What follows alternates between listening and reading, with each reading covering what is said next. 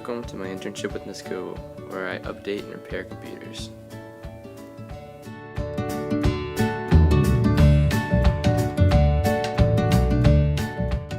First off, I want to show you my mailbox, in which I keep all of my tasks so I don't lose them. It's located here at the bottom right corner. Nisco gives me these tasks with little slips of paper, with further instruction on what to do. These tasks usually involve updating computers, scanning the computers with super anti-spyware, or just registering new products that Nisco buys. This is the back room in which I created student accounts at the beginning of the year. These accounts are usually for freshmen that are new to her classes, because if you already have taken one of her classes, then you should already have an account. This is an overview of Miss Gobel's room, which consists of 23 computers. And whenever I have to update the computers or scan for viruses, I have to do it to all of them. Now I'm going to show you how to update iTunes. First, you just open the program. It's as simple as that.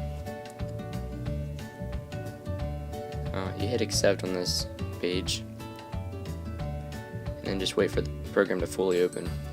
And it's going to ask if you want to update it. Well, the screen just hit no, but now it's going to ask if you would like to update iTunes. Just hit it. Next, an icon is just going to pop up at the bottom of your computer. You just have to click it, and then this screen comes up, and then at the bottom right hand corner you can see update 2 items, which is iTunes and the QuickTime player. So you hit that, then click accept again, and then you wait for it to load up, which may take a little while.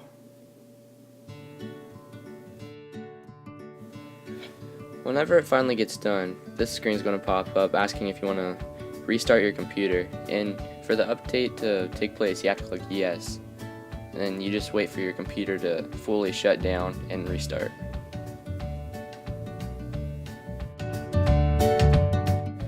Next, I will demonstrate how to scan your computer using the Super Anti software. This is one of my more usual jobs. First, you just open the program, X out of that page, then check for system updates, which only takes just a second. Then, once that gets done, which is just about done, you just wait for this to decompress, then you close this screen, just an advertisement, and you click scan your computer.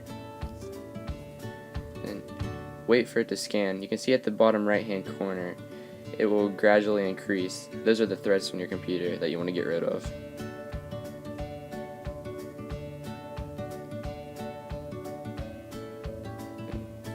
This is the part that takes a while, so you just have to be patient and wait. But the good thing about this is that doing all 23 computers, I can do more than one at a time. And I just go back through and click remove threads, and then they all get done quicker that way. And you just click finish, X out of that page. One of my more recent tasks was registering Miss Gobel's new cameras for her photography class.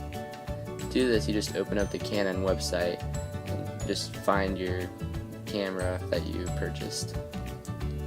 Now the screen pops up asking when you bought it, and in this case it was December 4th. Next, you just type in the serial number, which is located here at the right.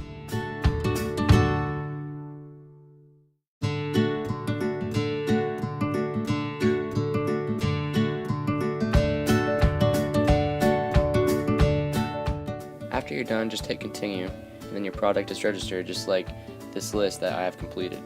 Yes. What is your mission and purpose being a tech teacher?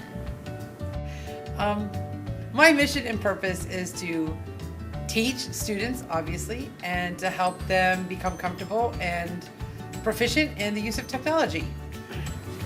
How are the power rules distributed throughout the school and back down to you?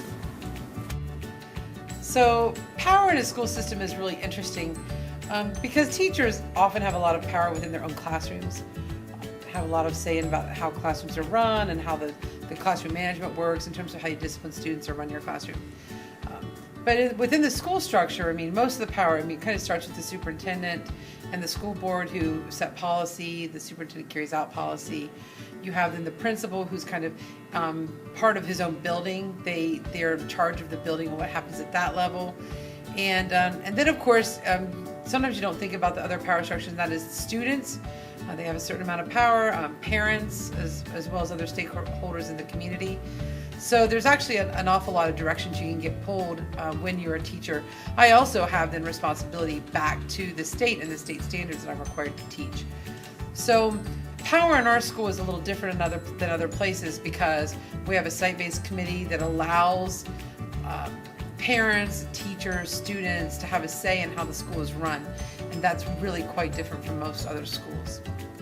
Most stuff here eventually then goes from the site-based to a faculty vote.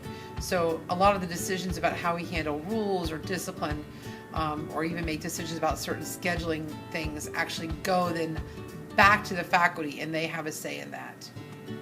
But as far as my own classroom, I have a lot of freedom. What might one do in terms of schooling and stuff like that to become a tech teacher? So the way you can become a technology teacher is a little different than a regular academic teacher, because this requires a vocational certificate. So I ended up getting it in a pretty strange roundabout way when they were trying to create teachers for this position, because there weren't a lot of people in the industry at that point willing to teach. However, what you would do is you most likely would go into some kind of, you'd get a 2-year degree or a 4-year degree. You'd go and you'd work in the industry for so many years, and then get some experience, industrial experience. And then you would maybe decide to become a teacher, and you might go back to school and you do the educational part of it. And then they would give you then a vocational certificate. The other piece you can do is you could just go straight into school and decide, I want to be an interactive multimedia teacher.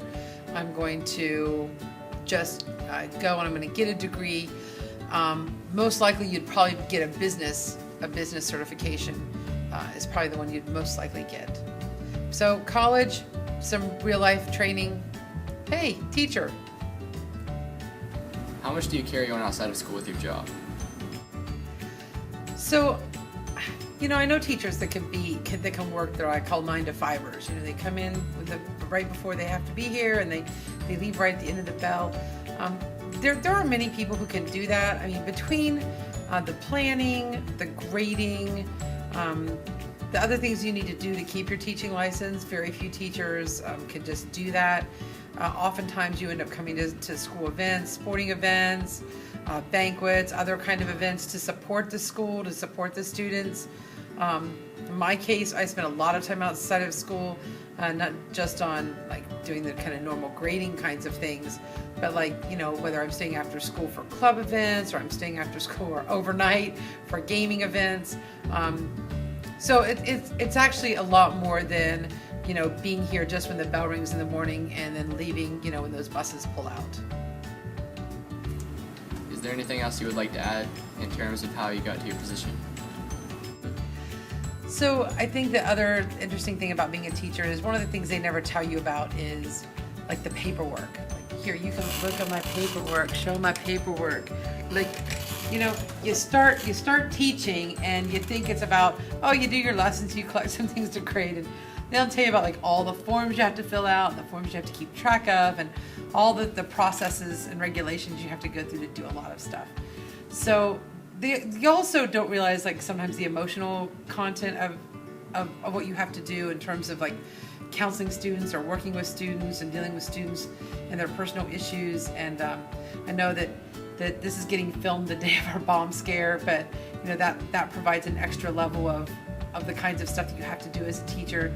It's not just about standing up and lecturing about world history or how to make a selection in Photoshop.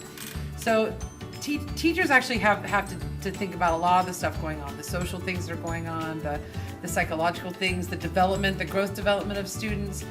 It's a really rewarding job. It's not for the faint of heart.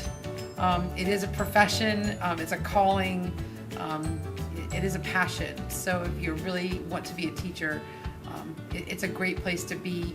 You have to love it to put up with all the other things that kind of go along with it that might be painful. Look back at my papers. That's the painful part. Thank you very much.